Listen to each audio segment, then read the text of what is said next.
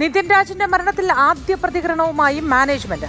അധ്യാപകൻ റാമിനെതിരെ പരാതി ലഭിച്ചിട്ടില്ല എന്ന് ദന്തൽ കോളേജ് പ്രിൻസിപ്പൽ. ലഭിച്ചത് ലോൺ ആപ്പുകാരുടെ ഭീഷണിയെക്കുറിച്ചുള്ള അധ്യാപികയുടെ പരാതി. വോയിസ് ക്ലിപ്പ് ഉൾപ്പെടെയുള്ള തെളിവുകൾ ഉണ്ടെന്നും ദന്തൽ കോളേജ് പ്രിൻസിപ്പൽ പറഞ്ഞു.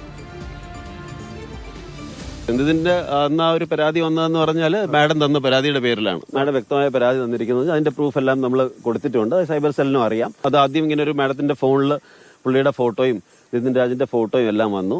പിന്നെ അതിന്റെ ലോൺ എന്തോ എടുത്തു. അപ്പം കോൺസ്റ്റന്റ് ആയിട്ട് അടയ്ക്കണം. ഒരു ഭീഷണിയാണ് മാഡം പറഞ്ഞത്. അപ്പൊ അത് വന്നു. മാഡം പരാതി തന്നു. ലോൺ ആപ്പിന്റെ ഭീഷണി അത് വ്യക്തമായിട്ടുണ്ട്. അത് വോയിസ് ക്ലിപ്പും എല്ലാം ഉണ്ടെന്ന് തോന്നുന്നു. നിതിൻ ആദ്യം ഞാൻ മാഡത്തിന്റെ പേര് കൊടുത്തിട്ടില്ല എന്നാ പറഞ്ഞത്. പിന്നെ നമ്മൾ ചോദിച്ചപ്പോഴേ മാഡത്തിന്റെ 3 പേരുടെ റെഫറൻസ് നമ്പറാണ് കൊടുത്തതെന്ന് പറഞ്ഞു. അച്ഛൻ്റെതും അമ്മയുടേതും സഹോദരിയുടേതും.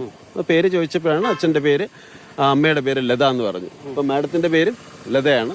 അപ്പം അതാണ് എല്ലാവർക്കും. മാഡം അപ്പം ഇമോഷണൽ ആവും ഡെഫിനറ്റ്ലി, നാച്ചുറലി.